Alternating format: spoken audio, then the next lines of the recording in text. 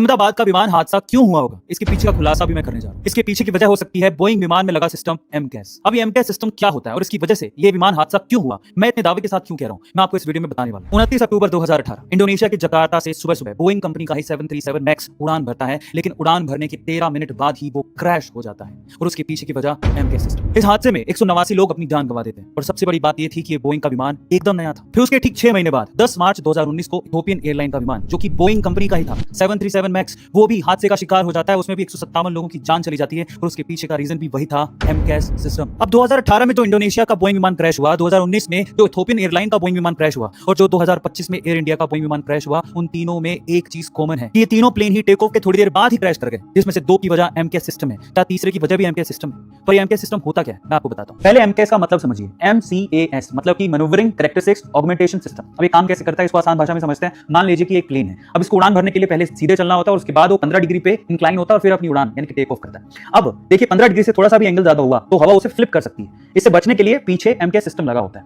जो कि कैसे काम करता है, आगे एक सेंसर होता है जो कि इंडिकेशन देता है कि 15 डिग्री से एंगल ज्यादा जा रहा है, तो ये सेंसर जैसे ही इंडिकेशन देता है एमकेएस सिस्टम को, ये फ्लिप को नीचे कर देता है, पीछे जो पंख लगे होते हैं उसको नीचे कर देता है, तो ये वापस डिक्लाइन होने लगता है। लेकिन अगर आगे का सेंसर थोड़ा खराब भी हुआ या किसी चीज से टकरा गया, टूट गया, तब भी एमकेएस सिस्टम एक्टिवेटेड हो जाता है और वो क्या करता है, प्लेन को नीचे धकेलना शुरू कर देता है। यही सेम सिस्टम माल फंक्शन 2018 के इंडोनेशिया के बोइंग के साथ भी हुआ था, 2019 के इथियोपियन बोइंग के साथ भी हुआ था और हो सकता है कि इस बार एयर इंडिया के बोइंग के साथ भी यही प्रॉब्लम हुई होगी। पर अगर एमकेएस सिस्टम ही इस विमान हादसे के पीछे की वजह है, तो इस विमान हादसे के पीछे का जिम्मेदार बोइंग कंपनी है और कोई नहीं। पर ये मैं आपको बता दूं कि एमकेएस सिस्टम सिर्फ बोइंग के विमानों में ही लगा होता है, दुनिया के और किसी विमान में नहीं लगा होता। ये उसी कंपनी का सिस्टम है और अगर इस विमान हादसे के पीछे एमकेएस सिस्टम की वजह है, तो इस विमान हादसे का जिम्मेदार सिर्फ और सिर्फ अमेरिका की बोइंग कंपनी है। अब इस एमकेएस सिस्टम पर पहले भी बहुत बार सवाल उठ चुके हैं, मुकदमे चल चुके हैं, लेकिन अमेरिकी सरकार ने कुछ भी नहीं किया और आज भी इस सिस्टम से बोइंग विमान उड़ रहे हैं, न जाने कितनों की जान उड़ लेंगे। आपका इसके बारे में क्या कहना है, कमेंट सेक्शन में जरूर लिखिएगा।